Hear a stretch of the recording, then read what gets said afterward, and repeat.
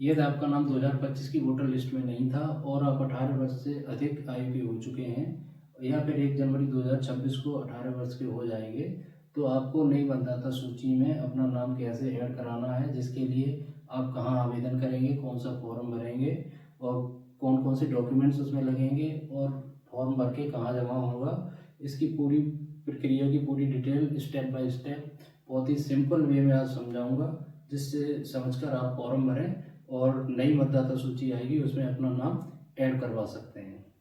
Start करते हैं। जैसा कि हमें पता है, उत्तर प्रदेश में अभी भी एसआईआर की प्रक्रिया चल रही है, तो किसी भी पोलिंग बूथ की जो वोटर लिस्ट होती है उसको हम हेल्दी तभी कहेंगे जब उसका ईपी रेशियो, जेंडर रेशियो ये मेंटेन रहें। तो जो भी व्यक्ति, जो भी भारत के नागरिक 18 वर्ष से ऊपर हो चुके हैं, उनका वोट नहीं बना हुआ है, वोटर लिस्ट में नाम नहीं है, तो उनको मैं अपील करता हूँ कि वो अपने बीएलओ से मिलके अपना नाम उसमें ऐड करने के लिए जो भी प्रोसेस है वो पूरी करें और आज समझ लें, तो उनको कोई भी दिक्कत नहीं होगी। तो ऐसे युवा ही ये आवेदन करें जो 2025 की सूची में नहीं थे और जिनकी आयु 18 वर्ष से अधिक हो चुकी है।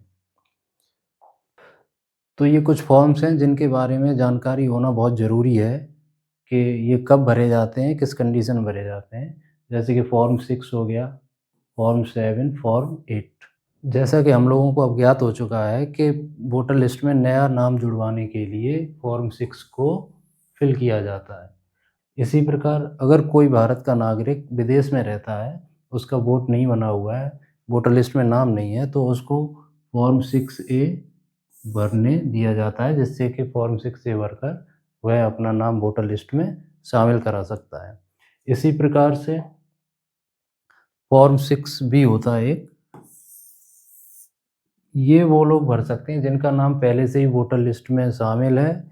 इसमें सिर्फ ये होता है कि जो वोटर आईडी कार्ड होता है उसका लिंक आधार कार्ड से कर दिया जाता है।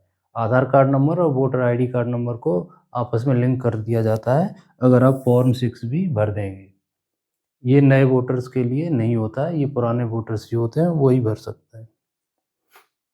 यह बात सभी लोगों को पता होनी चाहिए, विशेषकर वो जो फॉर्म 6 को अप्लाई कर रहे हैं भरकर। जैसे कि ये है, लोक प्रतिनिधित्व अधिनियम 1950 की धारा 17 के अनुसार यदि कोई व्यक्ति एक समय में एक से अधिक विधानसभा क्षेत्र में पंजीकृत नहीं हो सकता, धारा 18 के तहत एक ही निर्वाचन क्षेत्र में एक से अधिक बार पंजीकरण करना निषेध है। यदि कोई व्यक्ति फॉर्म 6 भरते समय पहले से पंजीकरण की जानकारी छिपाता है या झूठा घोषणा पत्र देता है, तो धारा 31 के अंतर्गत 1 वर्ष तक की सज़ा, जुर्माना या दोनों का प्रावधान है। यहाँ पर यह बताया जा रहा है कि आपका किसी वोटर लिस्ट में पहले से ही नाम है, आपका वोट बना हुआ है, परंतु आप तथ्यों को छुपाकर दोबारा से फॉर्म 6 ऐप भरकर अप्लाई कर कर एक दूसरा वोट अपना बनवाना चाह रहे हैं, तो आपको सज़ा का प्रावधान भी है।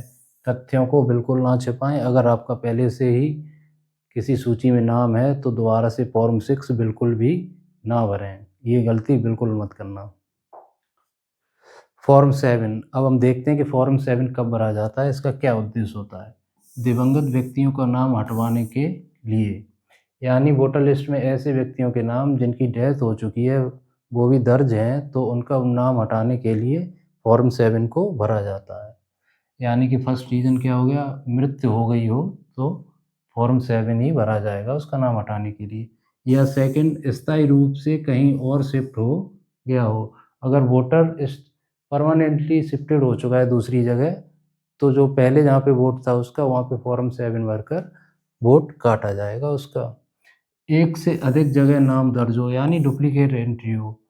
किसी भी वोटर लिस्ट में अगर एक मतदाता का 2-2 जगह मत वोट बना हुआ है, तो वो उस फॉर्म 7 भरकर दूसरी जगह जो गलत भर चुका है उस जगह काटा जाएगा।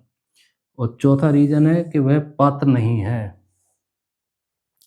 यानी पात्र नहीं है मतलब जो भारत का नागरिक ही नहीं है, उसका वोटर लिस्ट में नाम आ चुका है, अगर वो भारत का नागरिक ही नहीं है तो फॉर्म 7 भरा जाएगा। उम्र 18 वर्ष से कम हो, या फिर अयोग्यता कानूनी कारण से, या फिर नाम गलत तरीके से जुड़ गया हो। तो ये रीज़न्स होते हैं, तब फॉर्म 7 भरा जाता है और वोटर लिस्ट से मतदाता का जो गलत नाम चढ़ गया है वो हटाया जाता है। महत्वपूर्ण बातें, बिना जांच के नाम नहीं हटाया जाता। फॉर्म 7 जो भरा जाता है उसकी पूर्ण जांच होती है। ईआरओ सर नोटिस देकर जांच कराते हैं। अब इसमें जो ये तीसरा पॉइंट है ये बहुत इम्पोर्टेंट है। गलत या झूठी सूचना देना दंडनीय अपराध है। इसमें क्या है, फॉर्म 7 में जैसे मनमुटाव किसी व्यक्ति का किसी से हो गया तो बीएलओ सर गए वहाँ पे जांच करने, तो बता दिया कि ये तो भाई परमानेंटली शिफ्टेड हो चुके हैं, यहाँ पे एनवीएस नाम का व्यक्ति कोई नहीं रहता। तो ये गलत सूचना उनको दे दी जिससे कि फॉर्म 7 अगर भर गया उनका तो और आपने साइन भी कर दिए उस पे, तो ये बहुत ही दंडनीय अपराध है, क्योंकि आप किसी भी वैलिड वोटर का मताधिकार का हनन नहीं कर सकते किसी भी कंडीशन में। अब आता है आपका फॉर्म 8। फॉर्म 8 कौन व्यक्ति भर सकते हैं? फॉर्म 8 सिर्फ वही व्यक्ति भर सकते हैं जिनका वोटर लिस्ट में पहले से ही नाम है, क्योंकि फॉर्म 8 में सिर्फ करेक्शन का काम होता है। जैसे आपका वोटर कार्ड है उसमें कोई गलती है तो आप फॉर्म 8 को ही फिल करेंगे, तब वो आपकी गलती जो करेक्शन होके सही होगी। इसमें क्या है, परिवर्तन का आवेदन, जानकारी में सुधार, एपिक कार्ड का प्रतिस्थापन, दिव्यांग मतदाता के रूप में चिन्हांकित करना। अब इसको सही से समझते हैं। पहला पॉइंट है नाम, उम्र, पता में गलती हो तो फिर इसको करेक्शन कर सकते हैं इसमें। जैसे नाम की स्पेलिंग गलत हो गई हो, पिता या पति का नाम गलत आ रहा हो, उम्र या जन्म की वर्ष में गलती हो, डेट ऑफ बर्थ गलत आ रही हो उसमें। दूसरा पॉइंट है कि फ़ोटो को सुधारने के लिए, अगर आपका फ़ोटो पुराना हो गया है या फिर धुंधला हो गया है तो फिर उसको सुधारने के लिए भी क्या होता है, फॉर्म 8 को फिल किया जाता है। जेंडर सुधारना, इसमें आपका जेंडर अगर गलत चढ़ गया है, मेल फीमेल थर्ड जेंडर जो भी गलती हो गई हो तो वो भी इसी फॉर्म 8 से होती है। एपिक नंबर में त्रुटि हो, वोटर आईडी कार्ड पर एपिक नंबर गलत हो, तब भी हम क्या भरेंगे, फॉर्म 8 भरेंगे। पाँचवा पॉइंट है डिसेबिलिटी विवरण जोड़ना या सुधारना हो, यदि पहले से ही दर्ज नहीं था या गलत दर्ज हो गया हो। यानी दिव्यांगता जो अगर बाई चांस किसी मतदाता की दुर्घटनावश दिव्यांग हो जाते हैं तो उनको ये यहाँ पे दिखाकर अपने वोटर कार्ड में दिव्यांगता का प्रमाण पत्र प्रस्तुत कर उसमें करेक्शन करा सकते हैं। या फिर पहले से गलत दर्ज हो गया हो, कोई बिल्कुल सही व्यक्ति हो और उसमें दिव्यांगता दर्शा रहा हो आईडी कार्ड में, तो वो सही करा सकता है इससे।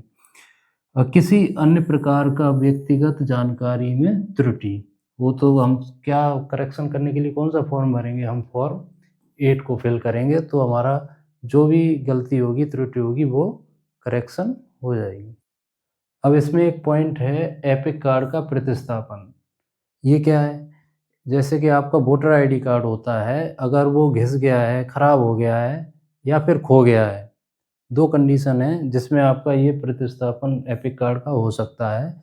अगर आपका वोटर आईडी कार्ड ख़राब हो गया है तो आप फॉर्म 8 भरकर दोबारा से फॉर्म वो वोटर आईडी कार्ड के लिए अप्लाई कर सकते हैं, जिसमें आपको जो वोटर आईडी कार्ड आपका ख़राब हो चुका है वो आपको जमा करना पड़ेगा सक्षम अधिकारी के पास, तब आपका नया वोटर आईडी कार्ड बन के आएगा। दूसरा कंडीशन, अगर आपका वोटर आईडी कार्ड खो गया है तो आपको पुलिस स्टेशन में एक रिपोर्ट लिखानी पड़ेगी, तहरीर देनी पड़ेगी। उस तहरीर को लेकर आप बीएलओ या फिर सक्षम अधिकारी के पास जाएँ और उनको ये प्रस्तुत करें और अपना फॉर्म 8 भरकर एपिक आईडी मतलब वोटर कार्ड के लिए दोबारा से अप्लाई करें, तो आपका वोटर कार्ड दोबारा से बन के आ जाएगा। अब आते हैं अपने सबसे इम्पोर्टेंट पॉइंट, फॉर्म 6 को कैसे भरना है जिससे कि आपको गलती ना हो और आपका फॉर्म 6 भर जाए और आपको जो नई मतदाता सूची आने वाली है उसमें आपका नाम उस लिस्ट में आ जाए। तो इसको भरने के लिए आपको बताया है मैंने 2 तरीके हैं। एक तो आप ऑनलाइन अपना जो पोर्टल वोटर्स का पोर्टल है उस पे जाकर आप न्यू फॉर्म रजिस्ट्रेशन में फॉर्म 6 फिल फॉर्म 6 यहाँ पे क्लिक करके आप अपना ऑनलाइन रजिस्ट्रेशन भी कर सकते हैं। अगर आप ऑनलाइन रजिस्ट्रेशन नहीं करना चाहते हैं तो अपने बीएलओ साहब के पास जाइए और फॉर्म 6 उनसे प्राप्त करिए और घर पर बैठकर आराम से उसको फिल करिए। उसके बाद उसे जमा करें। तो अब हम देखते हैं कि फॉर्म 6 कैसा होता है, उसमें क्या-क्या भरा जाएगा, कौन-कौन से डॉक्यूमेंट्स लगेंगे। तो एक-एक पॉइंट समझते हैं बहुत ही अच्छे आसान तरीके से। तो ये फॉर्म 6 इस बार इस टाइप से है। इसके साथ एक इस बार घोषणा पत्र भी भरना होगा जो नए मतदाता हैं उनको। अ, अनुलग्नक 4 अभी सही से नहीं दिख रहा होगा, मैं आपको और डिटेल से करता हूँ। ये रहा अपना फॉर्म 6।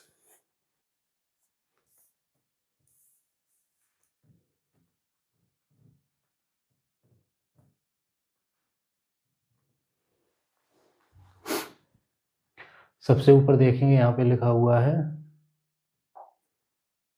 प्रारूप 6 फॉर्म 6 भारत निर्वाचन आयोग नए मतदाताओं के लिए आवेदन पत्र। अब सबसे पहले देखेंगे हम ये किसके लिए, किस अधिकारी के लिए होता है, सेवा में निर्वाचक रजिस्ट्रीकरण ऑफिसर, ठीक है। इसके बाद हमको जो भी नया मतदाता होगा उसको यहाँ से भरना चालू होगा, जिसमें लिखा है पहला पॉइंट है विधानसभा निर्वाचन क्षेत्र की संख्या और नाम। यह पहली जो लाइन है इसमें भरा जाएगा।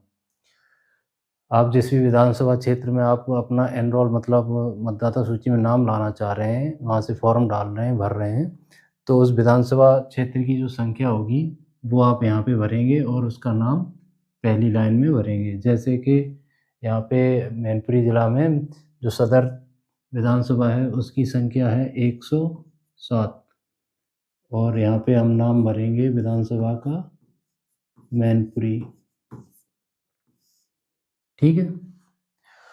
अब फिर अगला पॉइंट है संसदीय निर्वाचन क्षेत्र की संख्या और नाम, केवल उन संघ राज्य क्षेत्रों के लिए जहाँ विधानसभा नहीं है। मतलब ये जो सेकंड वाला पॉइंट है ये इधर संख्या और नाम, ये सिर्फ वहाँ के लिए है जहाँ जिन राज्यों संघ राज्यों में केवल लोकसभा है, विधानसभा वहाँ पे नहीं है। तो वहाँ पे लोकसभा का संख्या और नाम पड़ेगा। अपने उत्तर प्रदेश में ये वाला पॉइंट नहीं भरा जाएगा, ये खाली रहेगा, ठीक है। फिर आते हैं नीचे, मैं उपरोक्त निर्वाचन क्षेत्र के लिए निर्वाचन मेरा नाम सम्मिलित करने के लिए आवेदन प्रस्तुत करता हूँ या करती हूँ। तो सबसे पहले पॉइंट है एक काम है नाम, प्रथम नाम उसके पश्चात मध्य नाम। एक-एक पॉइंट समझते जाओ, ऐसे ही आपको उसमें फॉर्म में भरना होगा इसलिए। तो यहाँ पे जैसे आपका नाम है अशोक कुमार, तो यहाँ पे आप लिखेंगे हिंदी में इन हर एक कॉलम में अशोक लिख दिया, कुमार लिखेंगे एक कॉलम खाली करने के बाद। ये आपका नाम हो गया अशोक कुमार। अब यहाँ सबसे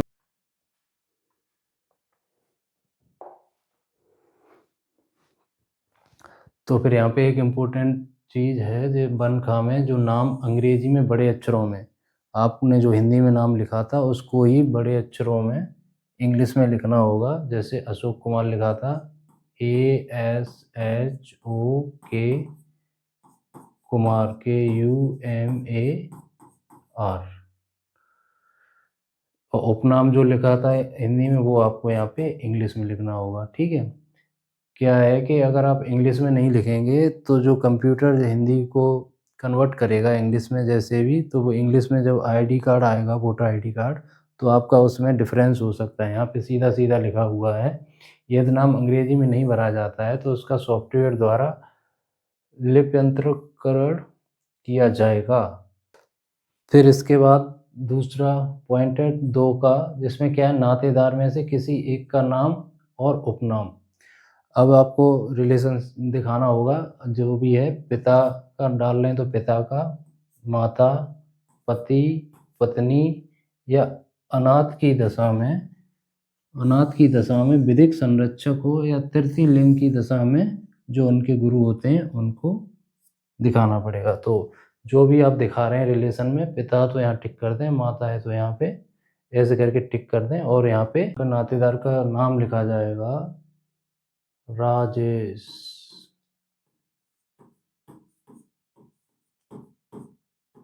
तो यहाँ पे ये लिख दिया। अब नातेदार का नाम और उपनाम अंग्रेजी में भी लिखना है तो यहाँ पे ये लिखेंगे हम ऐसे करके।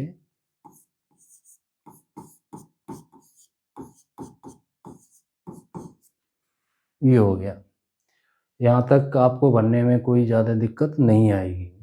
इंग्लिश में ज़रूर भरें, जिससे कि आपका जो वोटर आईडी कार्ड आएगा तो आपकी स्पेलिंग बिल्कुल सही लिख के आएगी उसमें। अब तीसरा पॉइंट है यहाँ पे स्वयं का मोबाइल संख्या यदि उपलब्ध है, ठीक है, तो आपका जो भी मोबाइल नंबर हो वो यहाँ पे भर दीजिएगा, ठीक है। फिर यहाँ पे क्या है, जो आपने नातेदार को नाम लिखा है उसका मोबाइल संख्या, उसकी जो भी मोबाइल संख्या है वो इस वाले कॉलम में आप लिख दें यहाँ पे। फिर क्या है, स्वयं का ईमेल खाता यदि उपलब्ध है, अगर आपके पास कोई ईमेल आईडी है तो आप यहाँ पे लिख सकते हैं, ठीक। फिर क्या है, यहाँ पे जो नातेदार मतलब जो भी रिलेटिव का नाम लिखा था उसकी ईमेल आईडी हो तो वो यहाँ पे लिखनी है। इसके बाद क्या है, पांचवा पॉइंट है आपका आधार का ब्यौरा। समुचित बॉक्स पर सही का निशान लगाएं। अगर आप आधार कार्ड दे रहे हैं फॉर्म भरते टाइम तो आधार संख्या जो ये लिखा है यहाँ पे टिक कर देंगे, और आधार संख्या अपनी जो 12 अंकों का आधार कार्ड का नंबर होता है वो यहाँ पे फिल कर देंगे। अगर आप वोटर आईडी कार्ड मतलब बनवाते टाइम आधार कार्ड संख्या नहीं दे रहे हैं, आधार कार्ड नहीं दे रहे हैं, तो ये वाला कॉलम आप ये वाला टिक करेंगे और यहाँ पे आधार संख्या नहीं है। फिर उसके बाद आता है आपका 6 पॉइंट लिंग, पुरुष लिंग, स्त्रीलिंग, तृतीय लिंग, जिससे भी संबंधित है, जो भी वोटर भर रहा है वो अपना टिक कर दे। फिर उसके बाद 7वां पॉइंट आता है जन्म तारीख। इसमें क्या है, इसमें आप सीधी फिल कर दें, जैसे कि 25/12/2004, ये बीच में 2 स्लैश के साइन है। इससे क्या 25 दिसंबर 2004 को जन्म हुआ था इस वोटर का। अब क्या है, आय के सबूत के समर्थन में दस्तावेज की स्व प्रमाणित प्रति संलग्न है, निम्नलिखित में से कोई एक होनी चाहिए। जो यहाँ पे ये 6 पॉइंट दिए हैं, इसमें से एक जब आपकी आईडी प्रूफ मतलब एज का प्रूफ होगा तभी वो मान्य होगी। जैसे कि जन्म प्रमाण पत्र, पहला पॉइंट है जन्म प्रमाण पत्र अगर आपका है तो यहाँ पे टिक कर देना, और जन्म प्रमाण पत्र की जो कॉपी होगी वो स्वप्रमाणित फोटो स्टेट करके स्वप्रमाणित करके जमा करनी पड़ेगी आपको। सेकंड है आधार कार्ड, थर्ड है पैन कार्ड, चौथा है ड्राइविंग लाइसेंस, पांचवा है आपका 10th या 12th की मार्कशीट जिस पर डेट ऑफ बर्थ पड़ी हुई हो, ठीक है, और छठवां है आपका पासपोर्ट। इनमें से कोई भी एक सबूत आपको पेश करना होगा। अगर यहाँ पे ये भी ऑप्शन है जन्म तारीख के सबूत के लिए कोई अन्य दस्तावेज या कोई प्रमुख दस्तावेज उपलब्ध नहीं है, अगर इनमें से कोई दस्तावेज मतलब कोई डॉक्यूमेंट्स नहीं है आपके पास तो फिर आप कोई अन्य भी लगा सकते हैं, जैसे कि परिवार रजिस्टर की नकल हो गई, ठीक है, या फिर आपका जो भी बैंक की डिटेल बैंक्स, ठीक है, तो वो आपको यहाँ पे भी लिखनी पड़ेगी, ठीक। फिर उसके बाद है आपका पॉइंट 8 का वर्तमान साधारण निवास पूरा पता, जहाँ पे आप रह रहे हैं सामान्य निवास का वो पूरा पता भरेंगे, जैसे आपका मकान नंबर क्या है, ठीक है, गली मोहल्ला रोड कौन सी है, नगर या गांव कौन सा है, डाकघर कौन सा है, पिन कोड क्या है। अब यहाँ पे बहुत ही इम्पोर्टेंट चीज़ है, जो पिन कोड और ये पता पूरा बिल्कुल सही होगा, सही भरा जाएगा आपके द्वारा पिन कोड, तभी आपका एपिक कार्ड जो होता है वोटर कार्ड वो पहुँचेगा, नहीं तो वो नहीं पहुँच पाएगा अगर आपने गलत भर दिया तो। पिन कोड भरना है, तहसील, तालुका, मंडल। अब ये तालुका और मंडल क्या होती हैं, तहसील क्या होती है, तहसील तो आप सब लोगों ने सुना होगा, तालुका और मंडल में, तालुका और मंडल भी तहसील को ही कहा जाता है। दक्षिण और इधर महाराष्ट्र में अलग अलग नामों से पुकारा जाता है। जिला हो गया आपका मेन, जो जो भी है जिला आपका, राज्य संघ और राज्य क्षेत्र, तो ये आप अपना सामान्य जो पता है वो आप भर देंगे। यहाँ तक भरने में आपको कोई दिक्कत अब नहीं आनी चाहिए। फिर उसके बाद पॉइंट 10, जिसमें क्या है, मेरे परिवार के सदस्य जिनमें से नाम वर्तमान पते पर निर्वाचक नामावली पहले से ही सम्मिलित है, उनके साथ मैं वर्तमान में रह रहा हूँ के ब्यौरे निम्नानुसार है। अर्थात जिस भी वोटर लिस्ट में आप आवेदन करना चाह रहे हैं, उसमें पहले से ही आपके परिवार का कोई सदस्य उसमें है, तो उस परिवार के सदस्य का नाम यहाँ पे लिख दें आप। आवेदक के मतलब आपके साथ उसका क्या संबंध है, माता-पिता जो भी यहाँ लिख दें। उसका निर्वाचक फ़ोटो पहचान पत्र संख्या, यानी उसका एपिक नंबर जो जिस वोटर लिस्ट में उसका पहले से ही है, जिसमें आप आवेदन कर रहे हैं, तो उसकी एपिक संख्या यहाँ पे लिखनी पड़ेगी। उसके बाद आती है घोषणा। यहाँ पे क्या है, आप डिक्लेरेशन करेंगे, मैं घोषणा करता हूँ कि अपने सर्वोत्तम ज्ञान और विश्वास के अनुसार, पहला पॉइंट क्या है, मैं भारत का नागरिक हूँ और मेरे जन्म का स्थान, जो भी आपका गाँव या शहर जो भी हो, वो यहाँ लिखेंगे और जो भी ज़िला होगा वो आप यहाँ पे भरें। और जिस भी राज्य या संघ राज्य क्षेत्र से आप संबंधित हैं, उसको यहाँ पे लिखेंगे। ठीक है। फिर सेकंड पॉइंट, मैं प्रारूप 6 की क्रम संख्या 8 का में दिए गए पते वाले स्थान में मामूली तौर से निवासी हूँ। अब कब से निवासी हूँ, वो आपको मंथ और ईयर का जो भी है, जैसे कि 5 वर्ष 6 माह से निवासरत हूँ। आप जहाँ निवासी दिखा रहे हैं, जो आपने पता भरा था ऊपर, वहाँ कब से रह रहे हैं, या फिर जन्म से हैं तो यहाँ पे लिख देंगे जन्म से हूँ। ठीक है। थर्ड पॉइंट क्या है, मैं निर्वाचक नामावली में सम्मिलित किए जाने के लिए पहली बार आवेदन कर रहा हूँ और किसी विधानसभा निर्वाचन क्षेत्र संसदीय निर्वाचन क्षेत्र के लिए मेरा नाम पहले से ही सम्मिलित नहीं किया गया है। ठीक है। चौथा है क्या है, मेरे पास ऊपर शाखा 1 में उल्लिखित जन्म तारीख आयु सबूत के प्रमुख दस्तावेजों में से कोई भी दस्तावेज नहीं है, अतः मैंने आयु सबूत के समर्थन में जो भी दस्तावेज आपने एज प्रूफ के लिए दिया था, जो प्रमुख दस्तावेज नहीं थे, उनके अलावा संलग्न किया है। यदि लागू ना हो तो काट दें। अगर जो आपने वो दस्तावेज जो 6-7 थे, वो अगर आपने एज प्रूफ में दे दिए हैं, तो ये वाला आपको नहीं भरना है। ठीक है। मुझे ज्ञान है कि इस आवेदन के संबंध में ऐसा उपरोक्त कथन या घोषणा करना जो मिथ्या है और जिसके मिथ्या होने का मुझे ज्ञान या विश्वास है, या जिसके सत्य होने का मैं विश्वास नहीं करती हूँ लोग। फिर उसके बाद आपको यहाँ पे डेट भरनी पड़ेगी। जिस डेट में आप फिल कर रहे हैं फॉर्म, वो यहाँ डेट डाल दें और यहाँ पे प्लेस स्थान, जिस स्थान पे आप फॉर्म भर रहे हैं, अपनी तहसील या फिर जो भी बीएलओ के पास भर रहे हैं, तो अपने बूथ जो भी जहाँ पे जगह है उसका, और यहाँ पे आवेदक के हस्ताक्षर, बाएं हाथ के अंगूठे का निशान, यहाँ पे आपको सिग्नेचर करना पड़ेगा। ठीक है। और सिग्नेचर अगर नहीं कर सकते हैं तो अंगूठे का निशान लगाना पड़ेगा।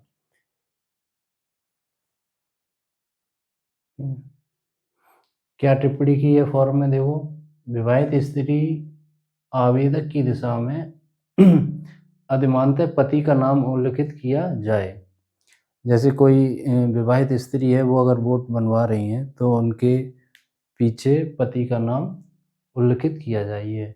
उल्लिखित दस्तावेज की स्वप्रमाणित प्रति का प्रस्तुत किया जाना सेवाओं के तुरंत प्रदान को सुनिश्चित करेगा। जो भी आप दस्तावेज आप इसमें लगा रहे हैं, वो स्वप्रमाणित होने चाहिए। ठीक है। एक तो अगर आप ये लगा के देंगे, तो आपको जो भी वोटर कार्ड या फिर जो वोटर लिस्ट में आपका नाम जल्दी से जल्दी चढ़ जाएगा। उल्लिखित दस्तावेज उपलब्ध नहीं होने की दशा में मौका सत्यापन आवश्यक है। उदाहरणार्थ प्रवर्गों जैसे गृहविहीन भारतीय नागरिकों जो निर्वाचन होने के लिए अन्यथा योग्य हैं, लेकिन उनके पास साधारणतः निवास के सबूत का कोई दस्तावेज नहीं है। निर्वाचक रजिस्ट्रीकरण अधिकारी मौका सत्यापन के लिए किसी अधिकारी को पदावित करेगा। मतलब कि जिन लोगों के पास रहने के लिए घर नहीं है, यहाँ पे तो सीधा लिखा हुआ है गृह विहीन भारतीय नागरिक। ठीक है। ऐसे लोग जो घुमक्कड़ प्रवृत्ति के होते हैं, ठीक है, या फिर जिनके पास कोई सबूत नहीं है, जैसे कि कोई नया वोटर जिसने फॉर्म 6 अप्लाई किया, वो अपना कोई भी प्रूफ़ नहीं दिखा पा रहा है रहने का, निवास का, तो फिर जो निर्वाचक रजिस्ट्रीकरण अधिकारी हैं, वो मौका सत्यापन के लिए अधिकारी को पदावहित करेगा। मतलब किसी अधिकारी को वहाँ पे भेजा जाएगा, मौके पे देखा जाएगा कि हाँ, ये वास्तव में वहाँ के निवासी है या नहीं है वोटर। फिर उसके बाद ये सबसे लास्ट में आवेदन के लिए स्वीकृत रसीद, ये बहुत ही इम्पोर्टेंट है। अगर आप फॉर्म भर के दे रहे हैं, तो जो बीएलओ होंगे, वो आपको ये भरकर देंगे। जैसे ये लगा हुआ है कैंची का निशान, तो यहाँ से ये इतना काट कर ये आपको प्रदान की जाएगी, जो भी भर रहा है फॉर्म, उसका नाम, ठीक है? यहाँ पे बीएलओ अपने सिग्नेचर करके आपको प्रोवाइड कराएँगे, जिससे कि आपके पास भी सबूत रहे कि हाँ, हमने फॉर्म 6 भरकर अप्लाई किया था।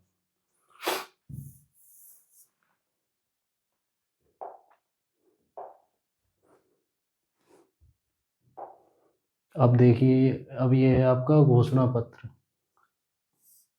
अनुलग्न 4। ये पहली बार भरवाया जा रहा है नए वोटरों से, क्योंकि अभी एसआईआर चल रहा है, तो ये पूरा फॉर्मेट एसआईआर वाला ही है। देखिए आप बिल्कुल, इसमें यहाँ पे आप अपनी डिटेल भरेंगे, जो नया मतदाता है।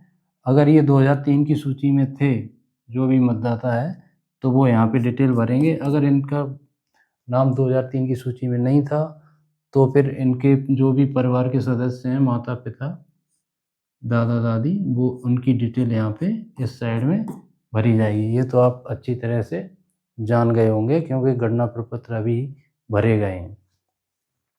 फिर उसके बाद आप यहाँ पे साइन करेंगे, यहाँ पे आपके बीएलओ साहब साइन करेंगे और आपका फॉर्म इस प्रकार से पूरी तरह से सबमिट हो जाएगा। तो इस प्रकार से हम फॉर्म भर के बीएलओ साहब को दे देंगे जाके। फॉर्म 6 अगर आप ऑफलाइन भर रहे हैं, तो बीएलओ को दे देंगे और उनसे रिसीविंग जो मैंने बताई है, वो प्राप्त कर लेंगे। तो इस प्रकार अगर आपने बिल्कुल सही से फॉर्म भरा है अपना, तो अगली नई मतदाता सूची आएगी, उसमें आप एज़ ए वोटर, आप उस मतदाता सूची में आपका नाम होगा और आप वोट डाल सकेंगे आगे। जब भी चुनाव होगा, तो आप वोट डाल सकेंगे। तो मैं उम्मीद करता हूँ कि आप फॉर्म 6 को भरना आज बिल्कुल अच्छी तरह से सीख गए होंगे। अगर कोई भी दिक्कत आती है, किसी भी पॉइंट में आपको समझ में नहीं आ रहा है, तो आप बेझिझक कमेंट करके पूछ सकते हैं और यथाशीघ्र, मतलब जल्दी से जल्दी, आप लोग जो भी 18 वर्ष से ऊपर हो चुके हैं, वोट नहीं बना है, वो फॉर्म 6 भर दें और लोगों को भी जागरूक करें, जिससे कि अपने एसआईआर का जो काम चल रहा है, नई वोटर लिस्ट आए, उसमें अपनी बिल्कुल शुद्ध मतदाता सूची आए। तो थैंक यू वेरी मच। नमस्कार।